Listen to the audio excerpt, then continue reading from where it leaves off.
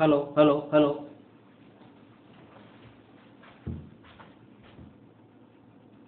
Hello hello hello hello.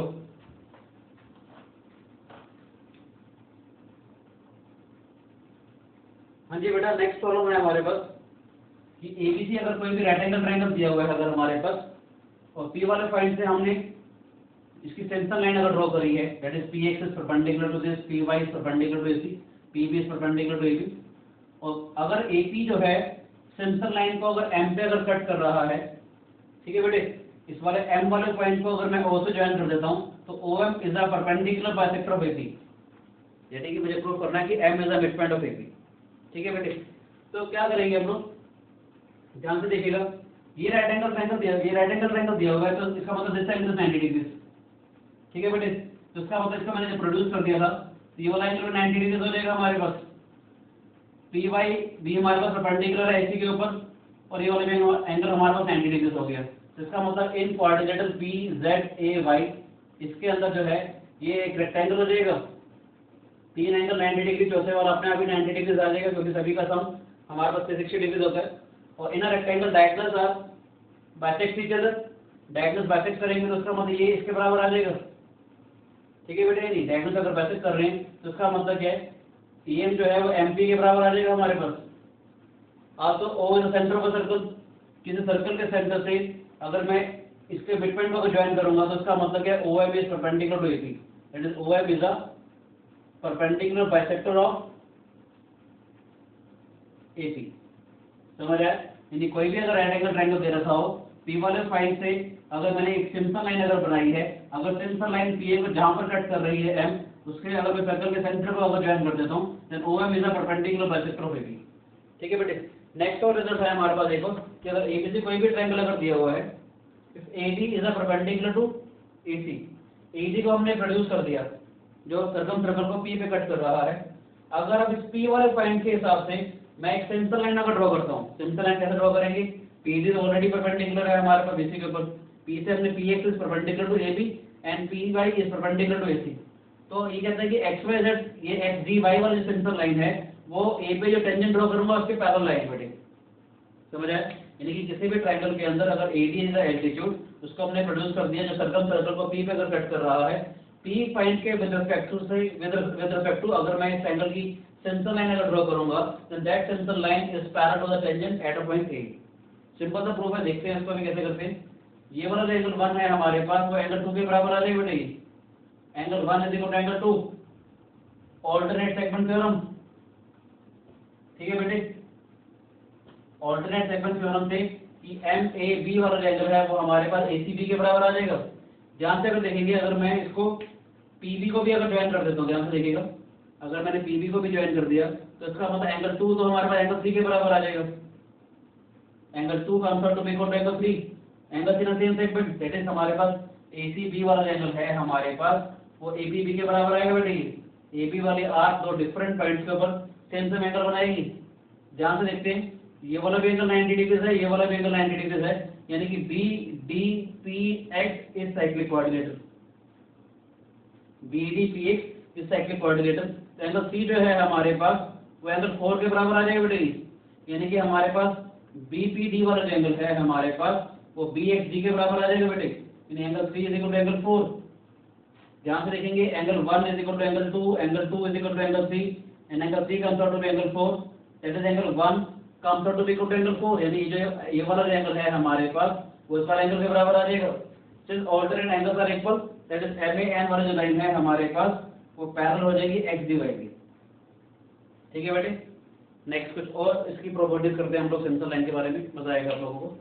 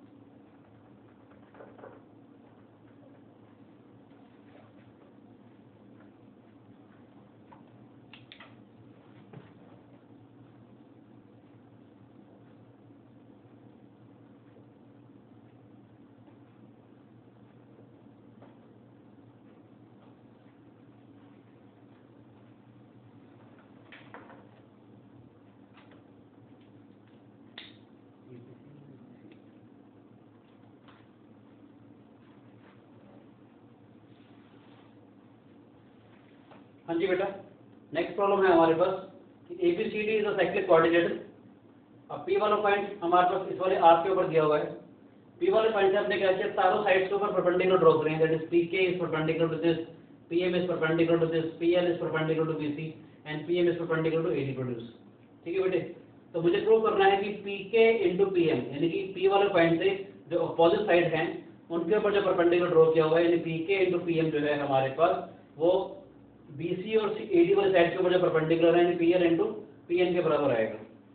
ठीक है बेटे, अगर आपको याद हो तो प्रॉपर्टी थर्ड मैंने करवाई थी आपको आज, उसमें क्या था कि हमारे पास किसी भी ट्रायंगल के अंदर, अगर आपको याद हो तो एक रिजल्ट हमने डिराइव किया था अभी कि हमने कहा था कि अगर ABC कोई भी ट्रायंगल दिया हुआ है, याद हो तो एक रिजल्ट हमने डिराइव किया था शुरू में, जिससे साइन थीटा का हमने यूज किया था कि अगर हमने ये परपेंडिकुलर ड्रॉ कर दिए थे ये P वाले पॉइंट से।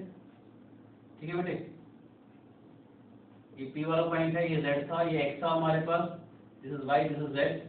मैंने क्या किया था, PA into perpendicular draw to the third side, that is PA into PZ हमारे पास आया था PB इंटू PX के बराबर, यानी PA को हमने perpendicular draw to the third side PZ के बराबर और PB को ज्वाइन करता हूं तो AC के ऊपर आएगा। ये रिजल्ट हमने डिराइव किया था थीटा यूज करके, sin थीटा से, याद हो तो। ठीक है बेटे, इसी रिजल्ट को हम लोग यहाँ पर यूज करेंगे।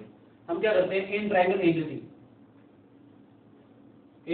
ABC के बारे में अगर बात करते हैं हम लोग, ठीक है बेटे, तो PA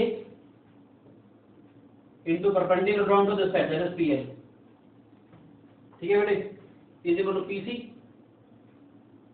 ठीक है, and perpendicular draw to AB, that is PK।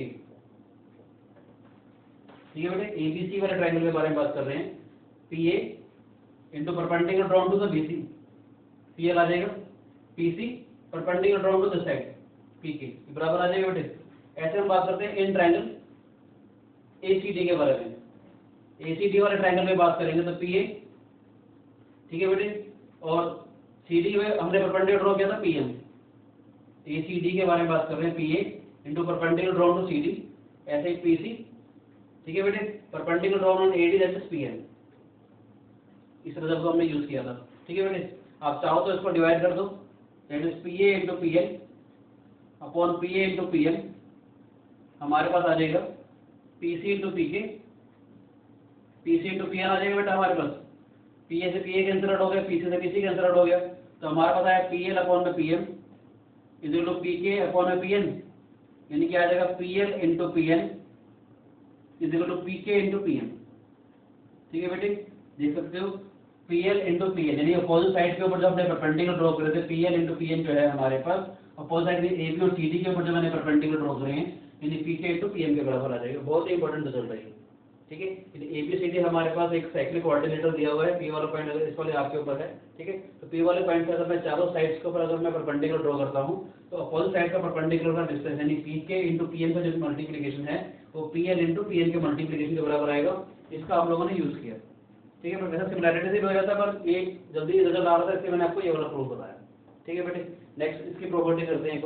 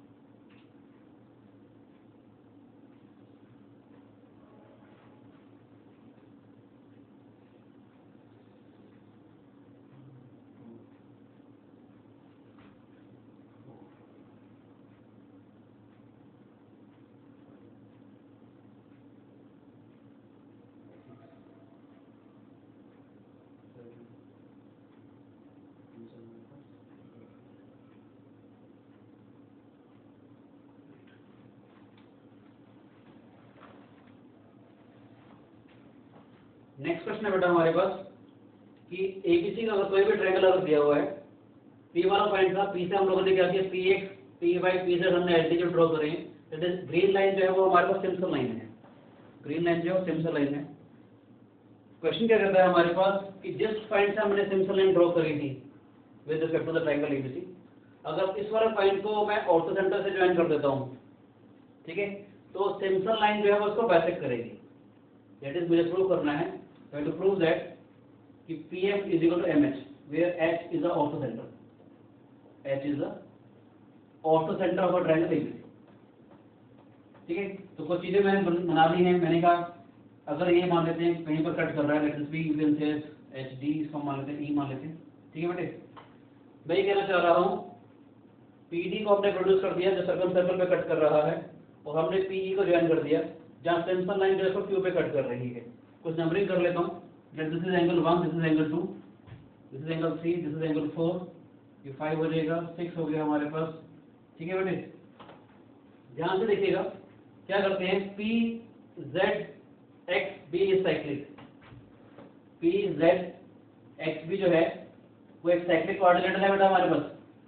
PZXB is a cyclic coordinate, this is angle 1, that is angle PXZ जो है वो हमारे पास एंगल 1 है बेटे। तो इसका मतलब क्या है, एंगल 1 जो है वो एंगल 2 के बराबर आ जाएगा, angle in same segment. Angle 2 का मतलब PBA के बराबर, एंगल 2 का मतलब क्या हुआ हमारे पास, PBA। ध्यान से देखिएगा, PBA जो है वो PEA के बराबर है, एंगल 3 के बराबर। ठीक है बेटे, और आप सभी को मालूम है, मैंने बताया था कि अगर H अगर ऑर्थो सेंटर हो, अगर ये AD अगर एल्टीट्यूड है, अगर एल्टीट्यूड सर्कम सर्कल को जहाँ पर कट करेगा तो HD जो है वो DE के बराबर आएगा बेटे। ये प्रॉपर्टी मैंने आपको ऑर्थो सेंटर के रिगार्डिंग बताई थी। ये H is ortho centre, ABC अगर ट्रायंगल दिया हुआ है, अगर H ऑर्थो सेंटर है, AD को हमने प्रोड्यूस कर दिया जो सर्कम सर्कल को A पे कट कर रहा है, तो इसका मतलब HD और DE का डिस्टेंस बराबर आ जाएगा हमारे पास। अब देखो HD और DE का डिस्टेंस बराबर है और ये परपेंडिकुलर भी है हमारे पास, तो इसका मतलब BC जो थी वो HE का परपेंडिकुलर बाइसेक्टर थी बेटे। परपेंडिकुलर बाइसेक्टर का मतलब क्या है, JE वाला जो डिस्टेंस है वो JH के बराबर आ जाएगा। ठीक है बेटे, JE जो है वो JH के बराबर आएगा, तो उसका मतलब एंगल C जो है वो एंगल 4 के बराबर आ जाएगा। That is angle 1 is equal to angle 2 is equal to angle 3 is equal to angle 4। चारों एंगल्स बराबर हो गए बेटे, ये वाले 1 2 3 4 सारे सारे बराबर हो गए। ठीक है बेटे, साथ में मैं कहना चाहूंगा PX is perpendicular to BC, PX जो है बेटा वो BC के परपेंडिकुलर है, तो इसका मतलब क्या है, angle 1 plus angle 5 is equal to 90 degree. ठीक है बेटे, ये वाला एंगल 90 डिग्री था, इसका मतलब एंगल 4 प्लस एंगल 6 पे हमारे पास 90 डिग्री आ जाएगा बेटे। इसका मतलब क्या है, angle 1 plus angle 5 is equal to angle 4 plus angle 6। Angle 1 से तो एंगल 4 कैंसिल आउट हो जाएगा क्योंकि सारे बराबर आ गए थे, तो इसका मतलब क्या है, angle 5 comes out to be equal to angle 6। Angle 5 अगर एंगल 6 के बराबर आया तो इसका मतलब जो ग्रीन वाली लाइन थी, जो सेंट्रल लाइन है XZY is parallel to GH। समझ आया बेटे नहीं है? मुझे ध्यान से देखिएगा, मुझे प्रूव करना है, ये वाली जो लाइन है इसके पैरेलल आ गई, मुझे प्रूव करना था कि M is a mid point of this. ठीक है, किसी तरीके से अगर मैं ये दिखा दूं कि Q is a mid point of PJ तो बात बन जाएगी, क्योंकि Q अगर मिड पॉइंट अगर आ गया तो इस ट्रायंगल PJH के अंदर ग्रीन वाली लाइन तो वैसे इसके पैरेलल है। Q अगर इसका मिड पॉइंट अगर आ गया PJ का, तो मैं convert to mid point theorem M जो है वो PH का मिड पॉइंट आ जाएगा बेटे।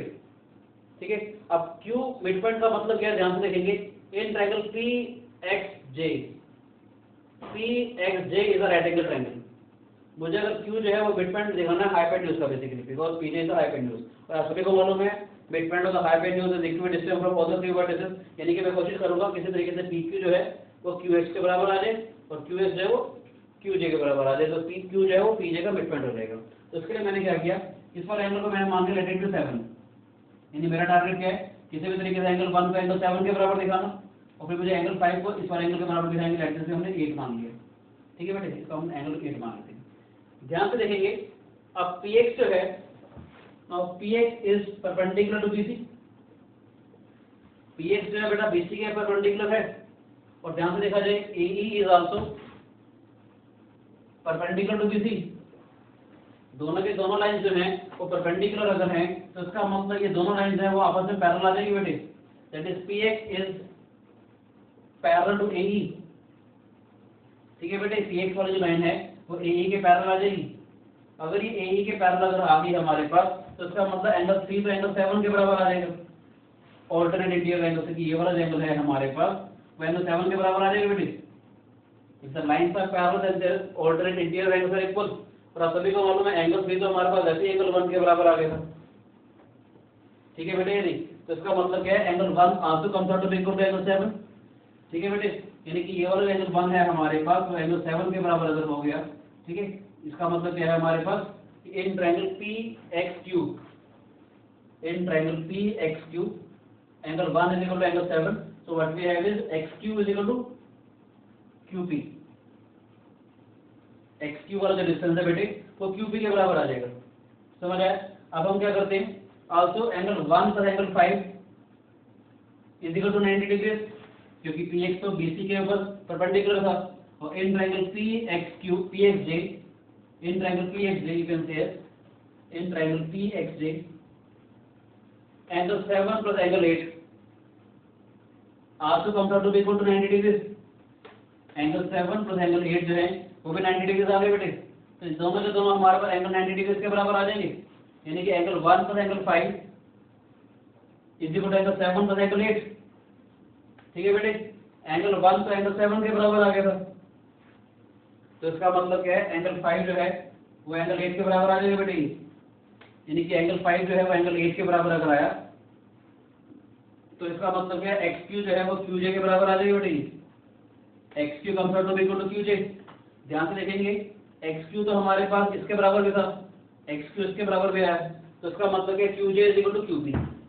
हमें क्या मिल गया, QJ जो है QP के बराबर आ जाएगा, जो कि हमारे पास XQ के बराबर है बेटे। ठीक है बेटे, यानी QJ वाला जो डिस्टेंस है वो QP के बराबर आ गया, that is Q is the mid point of PJ, that is Q is the mid point of PJ। ठीक है बेटे, तो क्या आएगा हमारे पास, in triangle PJH, in triangle PJH Q तो हमारे पास PJ का मिड पॉइंट है, QM is parallel to JH, Q is the mid point. ठीक है बेटे, mid point of PJ as well as QM is parallel to JH। QM जो है बेटे हमारे पास ये पैरेलल आ जाएगी, क्योंकि हमने पहले प्रूव कर चुके थे कि ये वाली लाइन पैरेलल है हमारे पास। ठीक है बेटे, therefore by converse of midpoint theorem, by converse of midpoint theorem, what we have is M is the midpoint of PH। ठीक है बेटे, यानी कि हमारे पास अगर ABC कोई भी ट्रायंगल अगर दिया हुआ है, P वाला पॉइंट अगर सर्कम सर्कल के ऊपर था, तो P वाले पॉइंट के हिसाब से जो हमने सिम्पसन लाइन बनाई थी, ये सिम्पसन लाइन जो है अगर PH को ज्वाइन कर दो तो इसको बाइसेक्ट करते जाएंगे। ठीक है बेटे, अभी काफी सारे रिजल्ट हम लोग और करेंगे सिम्पसन लाइन के ऊपर।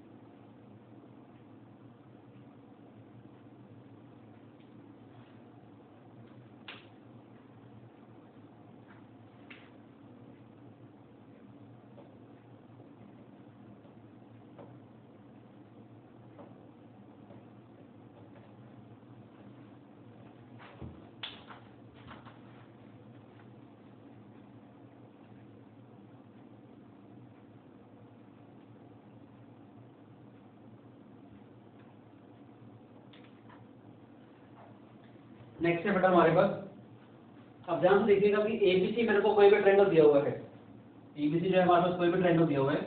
अब क्या है, पी और क्यू द डिफरेंट पॉइंट्स है बेटे, ABC is any triangle, P and Q R any two different points. हमने क्या किया, पी वाले पॉइंट के हिसाब से हमने एक सिम्पसन लाइन बना ली, X Y Z is a Simpson line, यानी कि P X is perpendicular to BC, P Y is perpendicular to BA and P Z is perpendicular to C, यानी X Y Z is a Simpson line with respect to point P. ऐसे एक और point लिया मैंने Q, Q के हिसाब से मैंने इस वाले ट्रायंगल की एक और सिम्पसन लाइन बना दी, that is Q U is perpendicular to BC, Q V is perpendicular to AC and Q W is perpendicular to AB. ठीक है बेटे, क्वेश्चन ये कहता है कि इन दोनों सिम्पसन लाइन के बीच का जो एंगल होगा that they intersect at a point T, angle T जो होगा पी क्यू वाली आर्क जो एंगल बनाएगी उसका हाफ होगा, पी क्यू वाली आर्क सर्कल के सेंटर में जो एंगल बनाएगी उसका हाफ होगा। वैसे आपको एक बात बता देना चाहता हूँ कि कोई भी आर्क अगर है, फॉर एग्जांपल पी क्यू वाली अगर आर्क है हमारे पास, ठीक है, अगर सर्कल के सेंटर पे जो एंगल बना रही है, अगर ये वाला पॉइंट ओ है, यहाँ पर फॉर एग्जांपल अगर ए है, तो इसका मतलब PO major of P Q क्या होता है हमारे पास, major of Q P Q होता है angle PO Q, major of P Q कितना हो जाएगा, एंगल पीओ क्यू। और बेसिकली पीओ क्यू किसके बराबर हो जाता है, twice of P A Q के बराबर हो जाता है बेटे, पी ए क्यू किसके बराबर हो जाएगा, twice of P A Q, यानी half of major of angle P Q किसके बराबर हो जाएगा, एंगल पी ए क्यू के बराबर। समझ आया बेटे नहीं है, मान लेते पी क्यू वाली जो कॉर्ड है सर्कल के सेंटर में जितना भी एंगल बनाती है तो उसे कहते हैं मेजर ऑफ पी क्यू, ठीक है, और पीओ क्यू यानी कि पीओ क्यू के बारे में बात कर रहा है, और पीओ क्यू वाला एंगल किसके बराबर होता है, twice of P A Q by degree basis theorem, यानी मेजर ऑफ पी क्यू कितना हो जाएगा, twice of angle P A Q, half of major of P A Q कितना हो जाएगा, पी ए क्यू के बराबर, यानी इसका इस एंगल का हाफ, यानी कि पी ए यानी पी क्यू वाली आर्क सर्कल के सेंटर में जितने एंगल बनाएंगे। ठीक है बेटे, तो अब मैं ये कहना चाह रहा हूँ, अब ये वाली आर्क यानी कहीं पर भी जितना एंगल बनाएगी वही एंगल हमारे पास एंगल पी होगा, ये रिजल्ट मुझे प्रूव करना है। हमने क्या किया, अगर आपको याद हो तो मैंने एक प्रॉपर्टी बताई थी आप लोगों को कि अगर पी वाले पॉइंट से जो सिम्पसन लाइन ड्रॉ करिए, अगर मैं इसको प्रोड्यूस कर दूं, तो यहाँ पर फॉर एग्जांपल एम पे अगर कट कर रही है, ठीक है बेटे, और अगर इस एम को मैं अगर ए से ज्वाइन कर देता हूँ, अगर मैं इस एम को ए से ज्वाइन कर देता हूँ, this line A M is parallel to this Simpson line, याद है, पी से अगर हमने बीसी के ऊपर परपेंडिकुलर ड्रॉ कर दिया, उसको सर्कम सर्कल पे अगर मैंने ज्वाइन कर दिया था, अब एम वाले पॉइंट से अगर मैं ए को ज्वाइन कर देता हूँ तो इसका मतलब एम ए वाली जो लाइन है वो एक सिम्पसन लाइन के पैरेलल आ जाएगी बेटे। समझ आया, ऐसे ही मैंने क्यू यू को अगर प्रोड्यूस कर दिया जो सर्कम सर्कल को यहाँ पर एम पे अगर कट कर रही है, ये परपेंडिकुलर है हमारे पास, अगर मैं अब एम को ए से ज्वाइन कर देता हूँ तो इसका मतलब ए एन वाली जो लाइन है ये भी इस वाले सिम्पसन लाइन के पैरेलल आ जाएगी बेटे। ठीक है बेटे, नहीं यानी कि दो जो रेड वाली लाइन जो मैंने ड्रॉ करी है, यानी सिम्पसन लाइन के बीच का जो एंगल है हमारे पास बेसिकली ये वाला एंगल आ जाएगा। समझ आया कि नहीं है, ये वाला जो एंगल है वो हमारे पास इस वाले एंगल के बराबर आ जाएगा। अब ये वाला एंगल कितना है, जो एम एन वाली आर्क बना रही है, एम एन वाली आर्क सर्कल के सेंटर में जितना एंगल बनाएगी उसका हाफ ही तो है, यानी मेरा टारगेट क्या रह जाएगा कि पी क्यू को सीधा सा एम एन के बराबर दिखाना है, जो आराम से खत्म हो जाएगा, क्योंकि हमारे पास देखेंगे कि P M is perpendicular to B C, Q1 is also perpendicular to BC, that is PM is parallel to MN, PM is parallel to QN। ठीक है बेटे, यानी कि ये साइक्लिक है हमारे पास।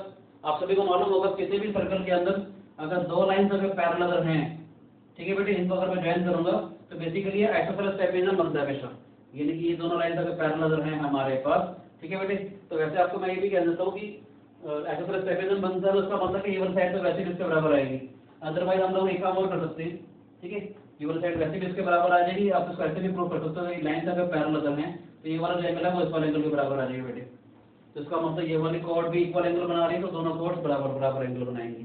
ठीक है, तो वही चीज यहाँ पर आ जाएगी, PM is parallel to QN, तो इसका मतलब क्या है, आर्क एमएन जो है हमारे पास, major of arc MN is equal to major of arc PQ हो जाएगा बेटा हमारे पास। पीक्यू एमएन जो है वो कह सकते हैं कि आप लोग हमारे पास आइसोसेलेस ट्रापेजन भी हो जाएगा हमारे पास। ठीक है बेटे, नहीं तो इसका मतलब पीक्यू वाली जो आर्क है वो एम एन वाले आर्क के बराबर बनाएगी, इसके बराबर आ जाएगी।